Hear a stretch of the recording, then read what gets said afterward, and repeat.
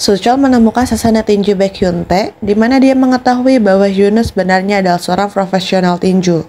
Secara bersamaan, Hyunwoo melawan broker dan anak buahnya dan menyerahkan mereka ke polisi.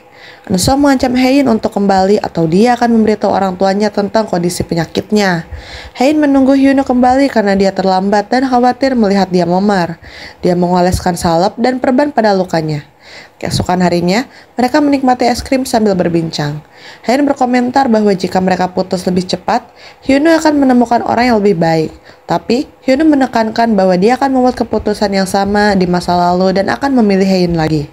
Hyunwoo telah dipindahkan ke posisi berbeda atas tuduhan malpraktik yang diancam oleh Eun-sung kepadanya. Eun-sung selanjutnya memberitahu Hyunwoo tentang kunjungannya ke Yongduri. Di tempat lain, Sere membuat kesepakatan dengan Grace untuk melacak ketua sambil menawarkan posisi CEO sebagai imbalannya. Berita relokasi ketua sampai ke Bomja yang berangkat ke Seoul. Saat dalam perjalanan, dia bertemu Yongsong, putra dari wanita penderita demensia yang menyuruhnya makan daging di saat-saat masa sulit.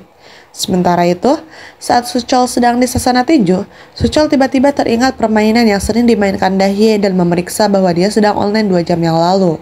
Grace saat mencari keberadaan ketua, bertemu Hyunwoo, Kim Yang-gi, dan Bomja. Ketiganya mengancamnya tentang penghindaran pajak dan malpraktiknya dan dia setuju untuk membantu mereka. Mereka memutuskan untuk mencari rumah sakit terdekat karena ketuanya berada dalam posisi kritis sehingga harus direlokasi lebih jauh. Sementara itu, Ibu Hae-in pergi membeli kopi tetapi kartunya tidak berfungsi. Untungnya, Ibu Hyunwoo datang dan membayarnya. Dia membuat Sonhwa membalasnya dengan membuat bekerja di kebun.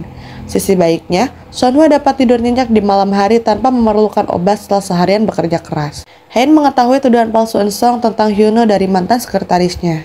Dia memanggilnya hanya untuk diancam lagi. Kali ini dengan Hyunwoo sebagai jaminan. Hyunwoo kemudian bertanya tentang Eun-sung dan Hae-in bahwa dia ingin dia kembali ke rumah dan menjadi cemburu. Keesokan harinya, Ibu Hyunwoo menemukan jejak dedaunan sampai di kamar Hae-in dan mendengar dia berbicara dengan dokter. Hyunwoo kemudian memberitahunya tentang situasi Hae-in dan meminta ibunya untuk merawatnya. Saat sarapan, Ibu Hyunwoo menyiapkan pesta untuk Hae-in dan sangat memperhatikannya. Setelah menunggu lama, Suchol berhasil menangkap Dahye dan mengiriminya pesan teks, memberikan arahan tentang vaksinasi Gwonu. Hal ini mengingatkan Dahye betapa sayang dan penuh kasih sayangnya Suchol terhadap dirinya dan Gwonu. Sonhwa berkelahi dengan Hae-in, seperti biasa, saat Hae-in berangkat ke Seoul karena mengira dia bersekongkol dengan Eun-sung. Namun, Ibu Hyunwoo tiba di waktu yang tepat dan memberi Hae-in tumpangan dengan traktornya. Saat Hae-in mengucapkan terima kasih dengan sungguh-sungguh, air mata mengalir di pipi ibu mertuanya. Di tempat lain, Grace dan Bomja berhasil menemukan ketua. Hae-in sedang mempersiapkan konferensi pers dengan Eun-sung tanpa sepengetahuan Hyunwoo. Dia mengetahuinya hanya setelah keduanya berangkat ke konferensi. Hyunwoo mengikuti mereka. Pada konferensi pers, Eun-sung menjelaskan kembalinya Hae-in ke posisi semula. Namun, Hae-in beralih ke arah yang berbeda dan mengungkap ancaman Eun-sung terhadap dirinya dan Hyunwoo. Hyunwoo dan Hae-in berbagi pandangan penuh arti.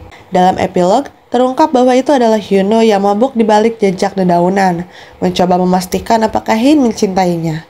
Kita melihat klip masa lalu keduanya di mana Hae-in meminta Hyunwoo untuk melindungi dirinya yang lucu dan mabuk dari wanita lain. Hyunwoo yang mabuk berhenti di luar pintu Hae-in dan mengaku bahwa dia mencintainya. Hae-in mendengar pengakuan ini dari balik pintu.